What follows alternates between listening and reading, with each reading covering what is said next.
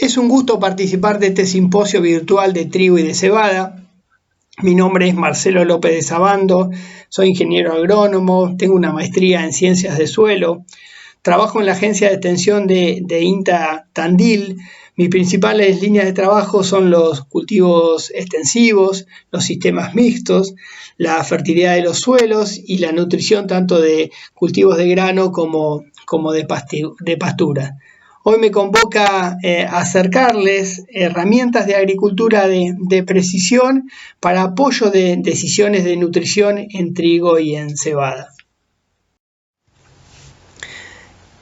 En esta presentación la hemos dividido en 5 momentos en el que el productor y el asesor está tomando decisiones o en aquellos momentos donde incorporar alguna herramienta de agricultura de precisión nos permitiría mejorar la toma de decisiones o mejorar la eficiencia del sistema.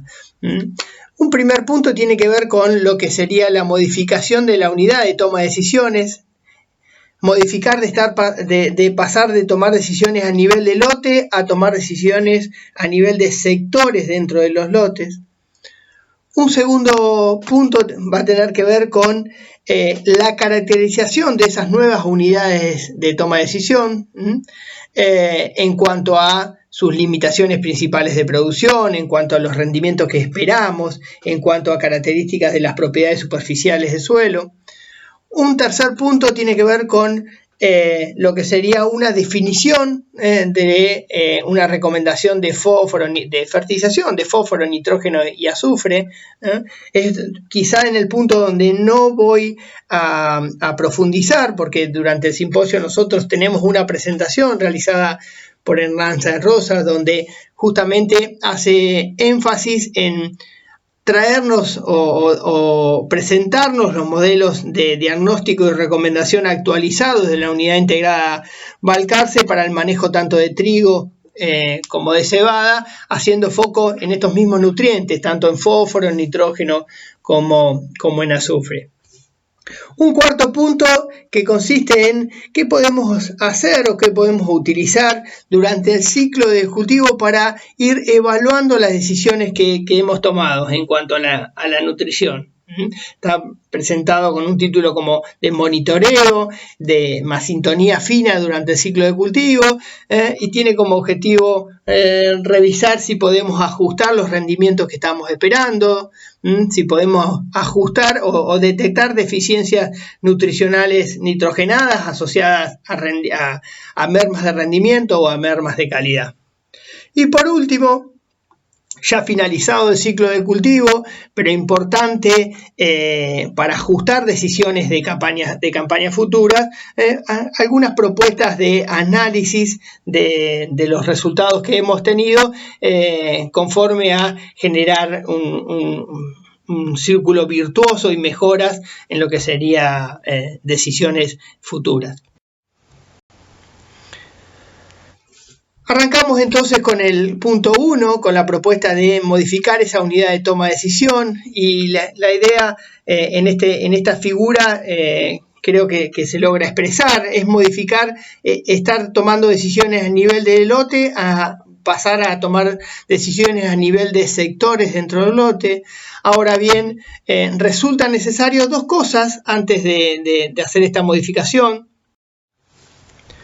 Por un lado, definir los objetivos de por qué hacer esta modificación, qué vamos a querer que nos exprese estas nuevas unidades de toma de decisiones.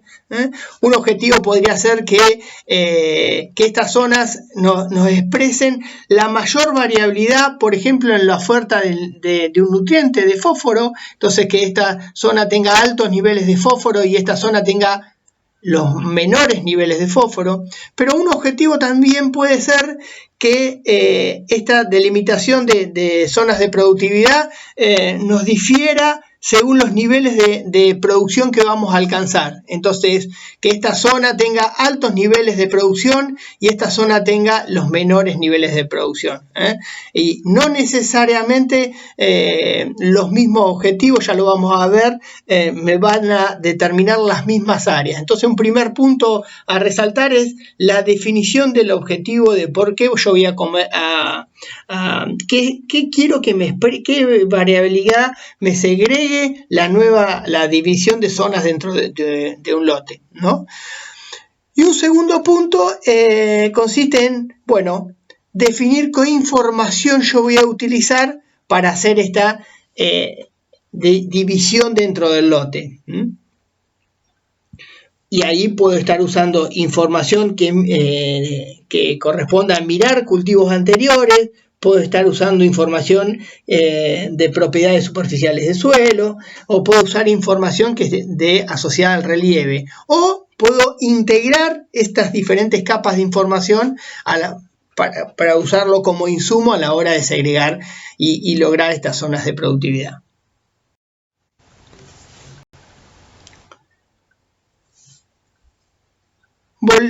Tomando lo mencionado en el slide anterior, dos observaciones. Acá tenemos uno de los lotes utilizados para un trabajo realizado en el norte de Buenos Aires, donde utilizando diferentes capas de información que, como yo les mencionaba antes, miraban a cultivos anteriores, miraban al suelo o miraban al relieve, diferenciaba zonas de productividad dentro de los lotes. Entonces acá tenemos un mismo lote con zonas de productividad diferenciadas en diferentes tonalidades de color, negro, gris y un gris más claro, y donde lo que podemos observar que el patrón de similitud no tiene coincidencia en las diferentes figuras.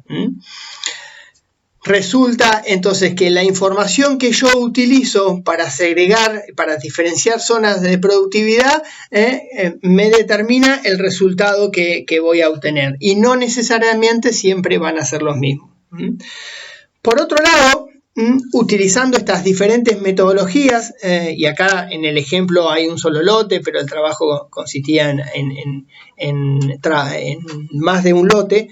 Utilizando estas diferentes metodologías se determinaron preguntas agronómicas o objetivos agronómicos por el cual yo hacía la delimitación de zonas de productividad, y se observó cuál era la mejor metodología según ese objetivo agronómico. Y en ese caso, cuando nosotros queríamos ver variabilidad en lo que era la disponibilidad de carbono orgánico total, o sea, segregar el lote en zonas con altos niveles de carbono orgánico y en zonas con bajos niveles de productividad, de carbono orgánico, la mejor metodología era aquella que utilizaba información del relieve.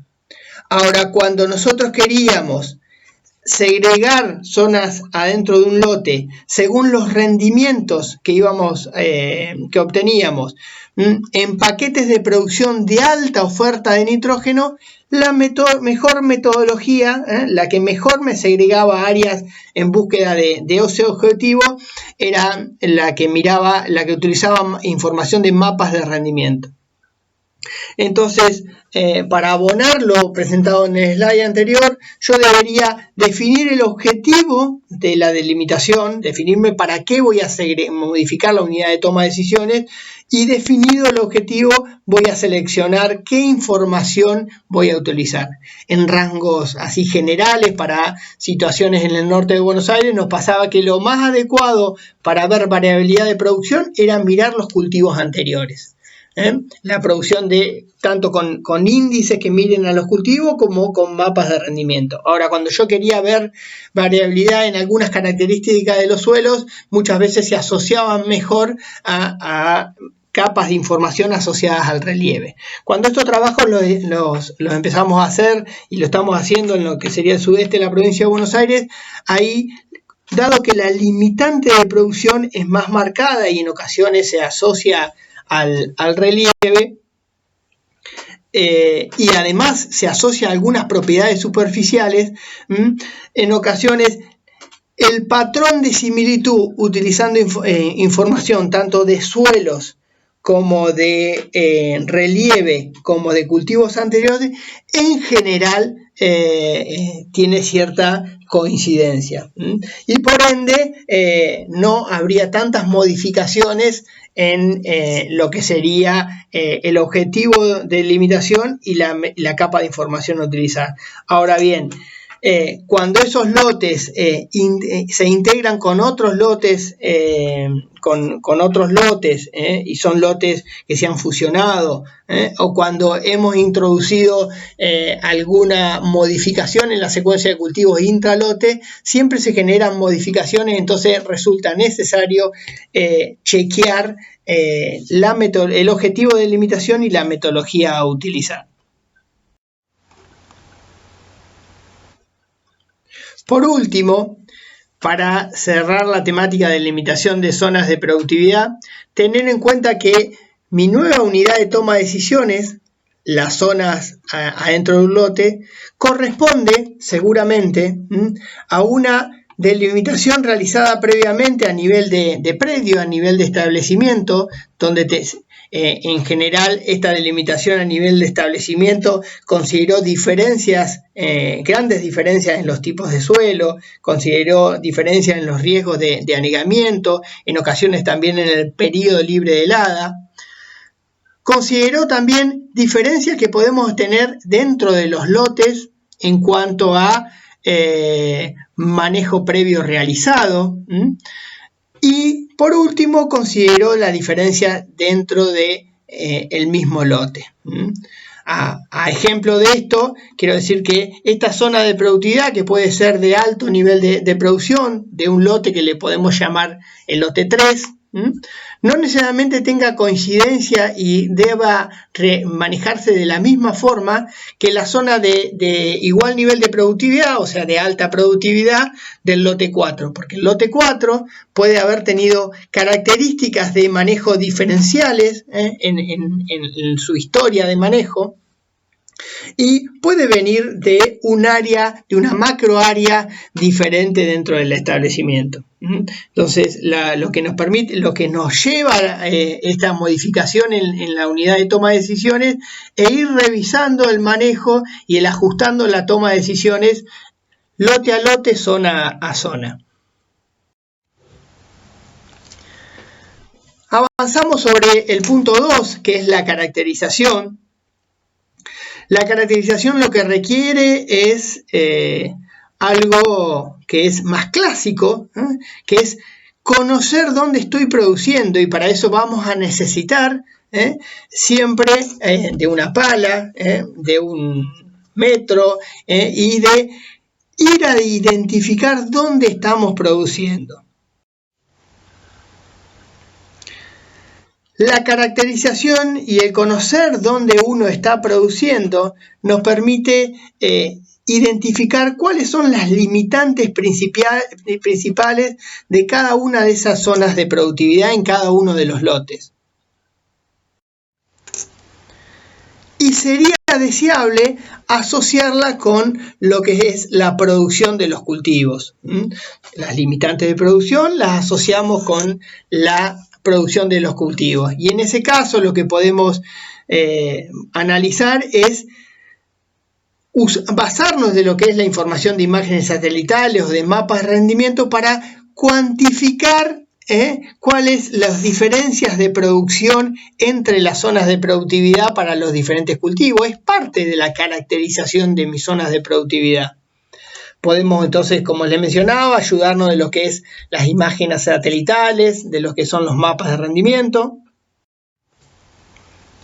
Y podemos considerar también la utilización de lo que son los modelos de simulación, bajo condiciones de tener bien caracterizado el suelo donde yo estoy produciendo, con información de los datos meteorológicos de los últimos, a modo de ejemplo, 30 años, yo puedo visualizar o puedo analizar o puedo modelar, mejor ese es el término, los rendimientos que voy a lograr para cada una de esas zonas de productividad, para cada uno de los cultivos. Y a modo de ejemplo, acá lo tenemos de un lote de producción de la localidad de Tandil, donde teníamos dos tipos de suelo, un argidol típico, un suelo profundo, y un argidol petrocálcico, un suelo más somero. No necesariamente era la serie azul, era un poco más somero que lo que refleja el perfil típico de la serie azul.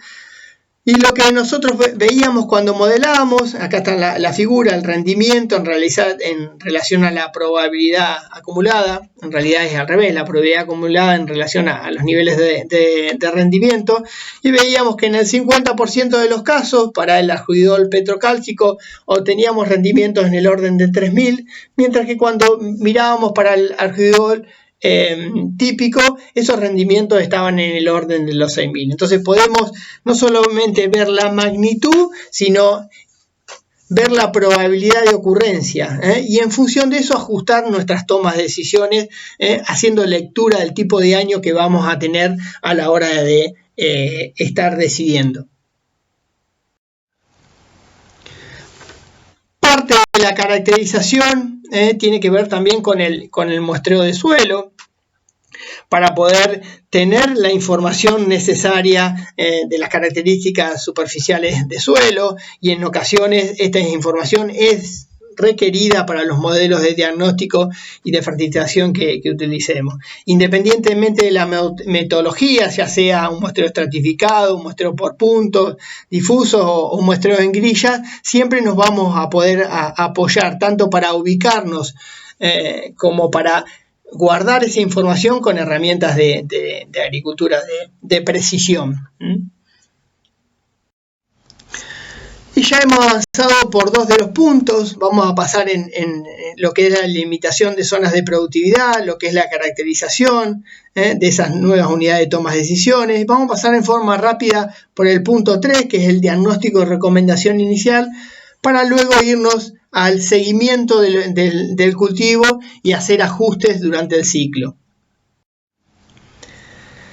En el punto 3, como yo les mencionaba, es el momento que yo parte de las decisiones, de las grandes decisiones, por ejemplo, de la nutrición estoy tomando. Ahí debo utilizar el modelo de diagnóstico y recomendación que sea más adecuado para mi zona, para que estén validados en mi zona. Como yo les mencionaba, en el simposio tenemos una presentación de Hernán Sáez Rosas, donde hace justamente énfasis en esto, hace énfasis en nitrógeno, en fósforo, en azufre, y en lo que es el manejo de cultivo de trigo y el de cebada. Quizá uno de los puntos que a mí me parece de mayor valor es el poder ir monitoreando las decisiones que hemos tomado con algunas de las herramientas de agricultura de precisión. Una decisión importante que nosotros definimos siempre que hacemos un cultivo es estimar los rendimientos que vamos a alcanzar, y esa información nos ayuda primero en lo que es la planificación económica, después en lo que es la definición por ejemplo, de la nutrición. Y en este caso es un lote de producción donde se definieron unidades de toma de decisiones. Acá vemos 3. Esas unidades de toma de decisiones en las cuales se definió inicialmente una expectativa de producción, y lo que podemos visualizar en la figura de la derecha es que en estadio temprano del cultivo, en el cultivo tenía un par de hojas en SADOC 12, a partir de un índice de NDVI, de un índice a partir de una imagen satelital, en este caso de una imagen satelital de buena resolución, lo que podemos ver que si bien hay coincidencia en el patrón entre lo planificado inicialmente y lo observado en etapas tempranas del cultivo, vemos que hay un efecto, en este caso yo ya lo conozco, es un efecto antrópico, que me ha modificado el nivel de producción del cultivo. Vemos, acá está expresado situaciones de mejor niveles de crecimiento o de biomasa mayor en el color verde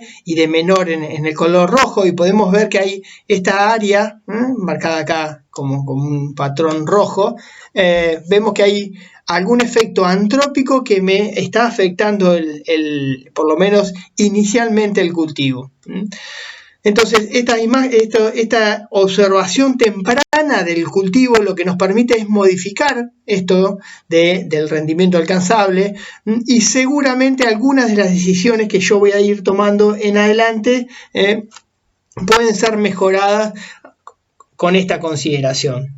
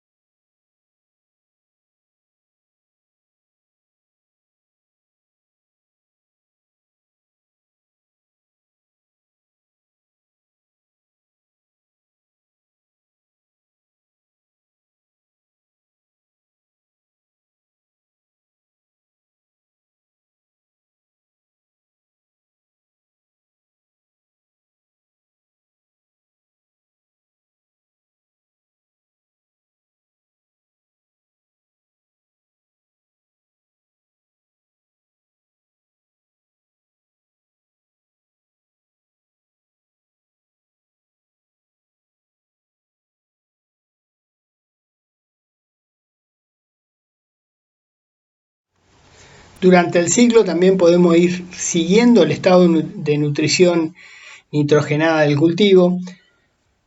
Acá tenemos un trabajo realizado por Zubillaga y colaboradores que están mirando a diferentes niveles de longitud de onda, o sea, espectros de longitud diferente al que miran nuestros ojos, el nivel de reflectancia en dos estados de cultivo, en estado de macollaje y en estado de llenado de grano. Eran cultivos que tenían diferente nivel de nutrición nitrogenada, y donde podemos ver que en este caso se observó con un radioespectrómetro que a longitudes de onda que van entre los 700 y los 1100 nanómetros, se veían las mayores diferencias según tratamiento de nutrición nitrogenada en el nivel de reflectancia. Eso es lo que nos da elementos a seleccionar índices que nos permiten ir siguiendo el cultivo y ir evaluando necesidades de corrección. Esto lo podemos ver tanto en estado de macollaje como en el llenado de grano. Lo que podemos apreciar en particular en esta comparación de figuras es que no necesariamente a los mismos niveles que vemos diferencia en la oferta en la disponibilidad de nitrógeno entre tratamientos, lo que se ve en estado de macollaje es lo mismo que se ve en llenado de grano. ¿Cómo usamos esto en la práctica? Nosotros venimos trabajando hace ya varios años en la validación de un modelo que nos permita en estado de un nudo, o sea, a fin de macollaje, a 1 o 2 nudos, poder detectar condiciones de deficiencia o de suficiencia de nitrógeno. Lo que generamos son parcelas con deficiencia de nitrógeno. En este caso, en esta figura están expresados desde el 0 a la izquierda, de la dosis óptima económica para la izquierda, y parcelas con suficiencia de nitrógeno, con suficiencia y exceso de nitrógeno, ¿no? Y miramos cómo se relaciona esos niveles de esas condiciones con el índice de suficiencia de nitrógeno. Nosotros lo que queremos identificar es los valores para condiciones de situación óptima. Revisamos los valores para el cultivo de trigo, para el cultivo de cebada. ¿Qué pasa cuando nos movemos en ambientes de baja producción de trigo? ¿Qué pasa cuando nos movemos en ambientes de alta producción de trigo? Y cómo relacionamos esto con lo que ven otros autores. Tener en cuenta que en general son trabajos los nuestros de validación regional de trabajos de otros autores. Lo que sí observamos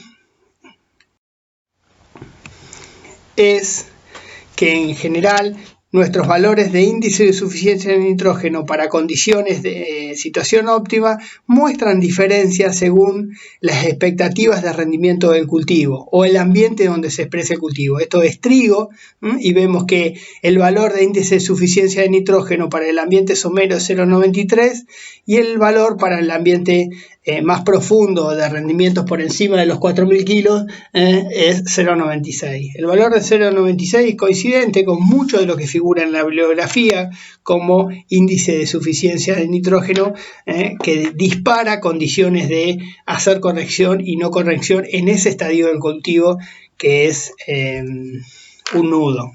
Algunas observaciones: en general nosotros exploramos rangos del orden de los 1.000 a los 9.000 kilos de trigo, y en cebada anduvimos en rangos similares. Exploramos situaciones que van desde Necochea, pasando por la zona serrana de Tandil, hasta ambientes de menores rendimientos como son González Chávez, y también hicimos trabajos en lo que es Tres Arroyos, así que fuimos por todo ese corredor de partidos, como les mencionaba, en rangos de producciones que van desde 1.000 a los 9.000 kilos.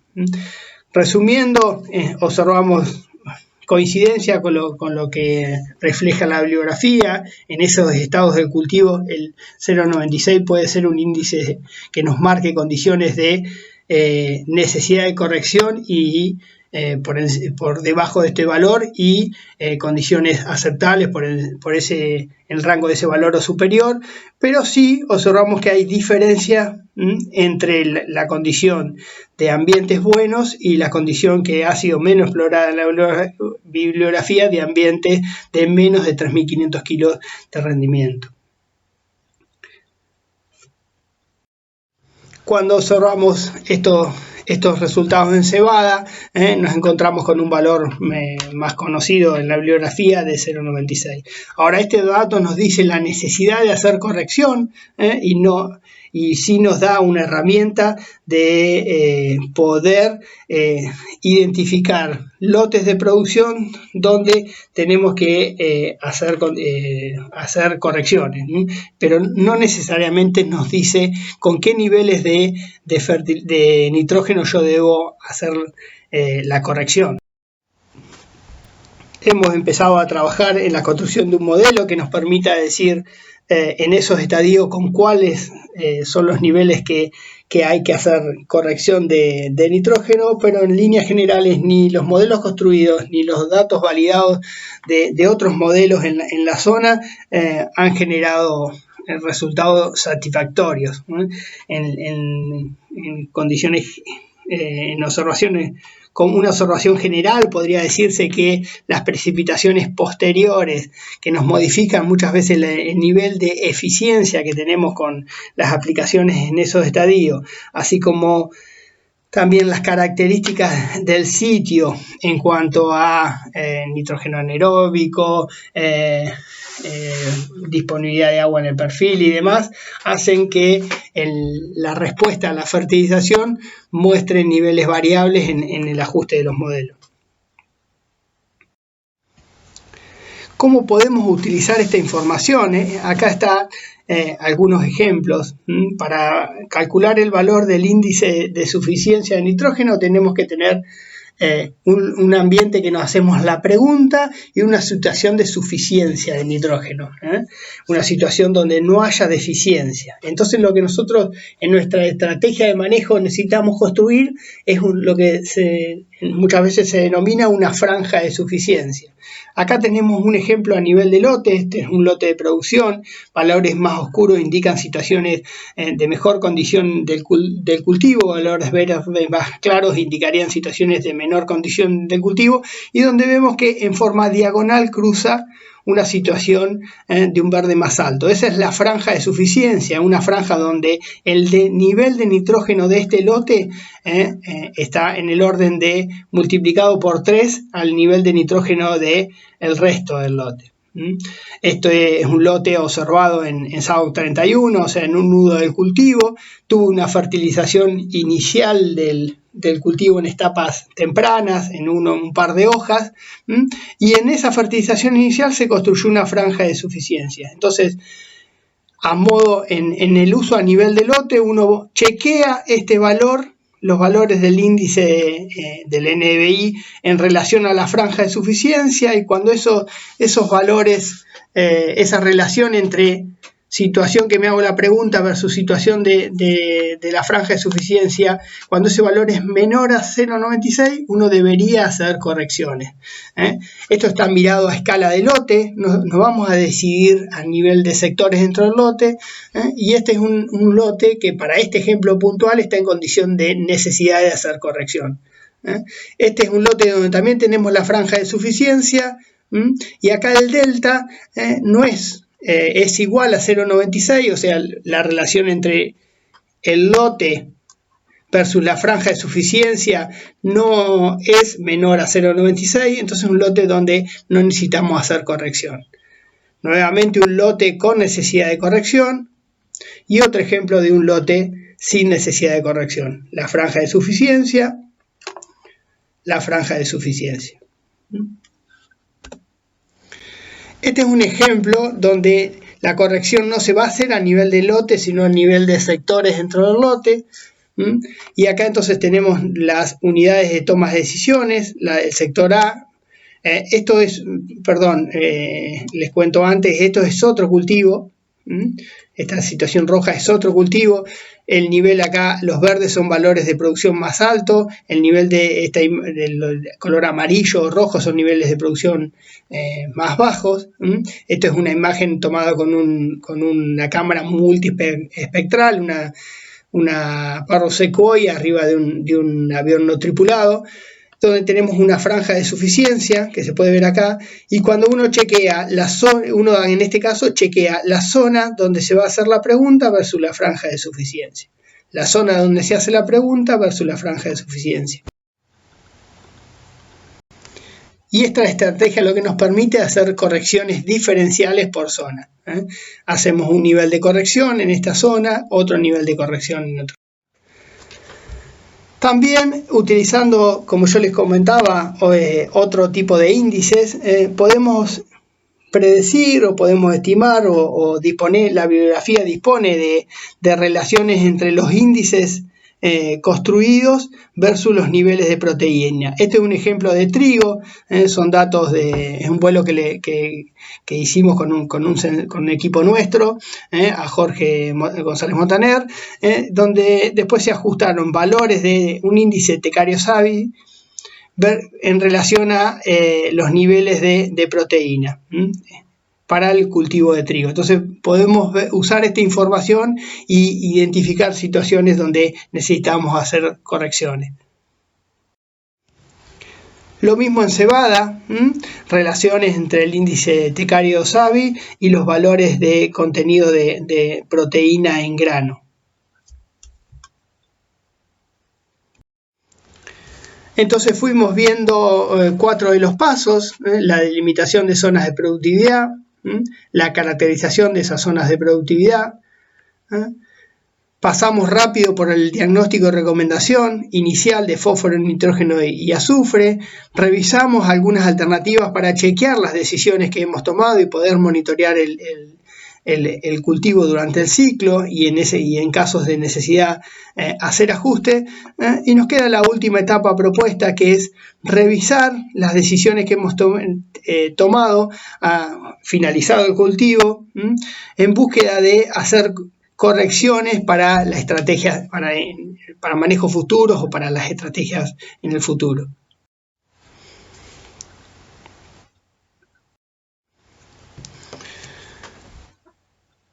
Una primera observación que uno podría realizar es comparar las zonas de productividad o unidades de toma de decisiones establecidas previo a la siembra del cultivo, o al logro del cultivo, o a la cosecha del cultivo, versus lo obtenido a cosecha.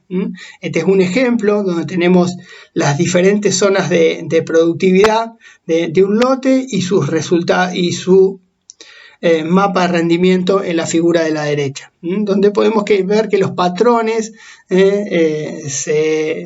se ven reflejados, y en líneas generales podríamos decir que las unidades construidas y el objetivo era segregar ambientes de producción, parecen ser las correctas. Un aspecto también a reforzar esto que veíamos recién es identificar si esas zonas de productividad que nosotros buscábamos que tengan rendimientos diferentes, cuando lo observamos a campo vemos rendimientos diferentes. Esto es los niveles de productividad de esas 5 zonas presentadas en el anterior slide y los rendimientos obtenidos. Seguramente en la estrategia de toma de decisión hemos planificado niveles de producción para cada nivel para cada una de estas zonas de productividad, y parece ser resulta deseable chequear esos rendimientos estimados versus los rendimientos logrados. Se presenta un ejemplo de algunos lotes de producción que tenían este trabajo de diferenciar zonas de productividad, hacer una estimación de rendimiento y chequear eso a cosecha, y en general lo que se observa en esta figura también se ve en condiciones de toma de decisiones frecuentes de campo, diríamos, donde los rendimientos estimados en general para los ambientes de baja productividad, que son los expresados acá en niveles más bajos, tienden a ser superiores a los logrados. En general, esta es la curva de relación 1 a 1, estimo 3.000 kilos, logro 3.000 kilos, y para las condiciones de baja productividad siempre tendemos a estimar rendimientos mayores, entonces a sobreestimar la producción en esos ambientes. Mientras que para las condiciones de alta productividad, nuevamente la línea 1 a 1, vemos que estimamos ambientes de 5.000 kilos y logramos más de 5.000 kilos. En general, lo que nos pasa es que subestimamos los niveles de producción.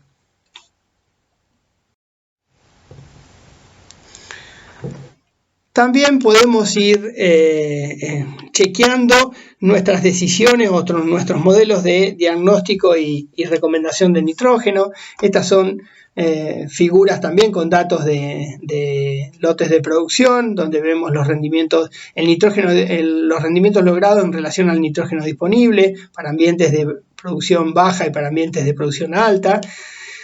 Y también observamos la relación entre el rendimiento logrado en relación a los kilogramos de nitrógeno por tonelada de grano. Lo que podemos observar es que para estas condiciones de manejo, donde los kilogramos de nitrógeno están definidos como la oferta de nitrógeno en el suelo más la cantidad de nitrógeno aplicado como fertilizante, lo que generalmente le llamamos el nitrógeno disponible, lo que en condiciones de bajos niveles de producción, la oferta de nitrógeno disponible para estos lotes parecería ser alta.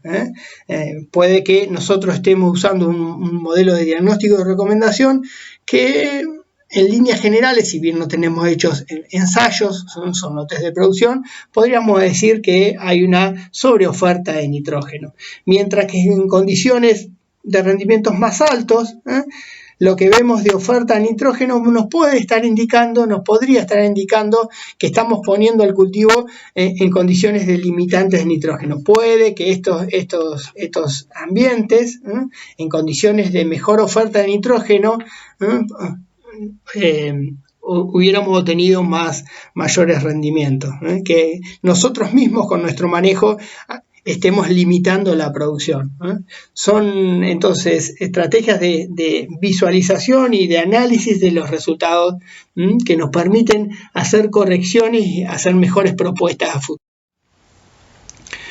Por supuesto que la posibilidad de recolectar información georreferenciada, de tener la información de cantidad de fertilizante aplicado, cantidad de fertilizante extraído en los cultivos, nos trae una herramienta muy interesante para los nutrientes no móviles, como el caso del fósforo. Esto es un ejemplo, esto es la extracción de fósforo por el cultivo, evaluando los niveles de nutriente en grano, uno puede determinar cuál ha sido, y disponiendo del dato de monitor de rendimiento, uno puede estimar cuál ha sido la extracción de nutriente en cada sector del lote.